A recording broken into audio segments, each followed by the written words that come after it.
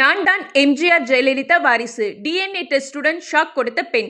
நான் தான் எம்ஜிஆருக்கும் ஜெயலலிதாவுக்கும் பிறந்த உண்மையான வாரிசுன்னு கேரள மாநிலம் திருச்சூர்ல இருந்து சுனிதான்னு ஒரு பெண் கிளம்பி வந்திருக்காங்க.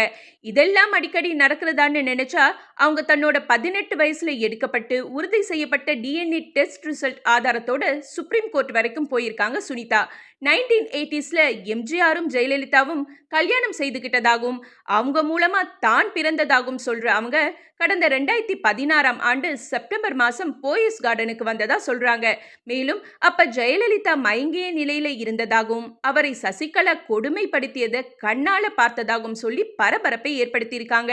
மேலும் சுனிதா தலைமை நீதிபதி பி.ஆர். கவாய்க்கு கடிதம் எழுதினதோட டெல்லியில செய்தியாளர்களை சந்திச்சு பேசியிருக்காங்க. அப்ப மறைந்த முதலமைச்சர் ஜெயலலிதாவோட மரணத்துக்கு நீதி கேட்டு பிரதமரை சந்திக்க இருக்கேன். அவரோட மரணம் தொடர்பா நடவடிக்கை எடுக்கணும். எனக்கும் தன்னோட குடும்பத்துக்கும் பாதுகாப்பு வழங்கணும். அதோட ஜெயலலிதா சொத்துக்களில் தன்னோட பங்கிற்கான உரிமையும் வழங்கணும். முக்கியமா எம்ஜிஆர் மற்றும் ஜெயலலிதா தான் என்னோட பெற்றோர்னு நீதிமன்றம் அதிகாரப்பூர்வமா அறிவிக்கணும்னு பேசியிருக்காங்க.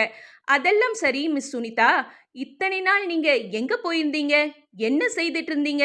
சசிகலா ஜெயவை கொடுமைப்படுத்தினதை பார்த்ததா சொல்றீங்களே, அப்ப நீங்க தடுக்கலையா?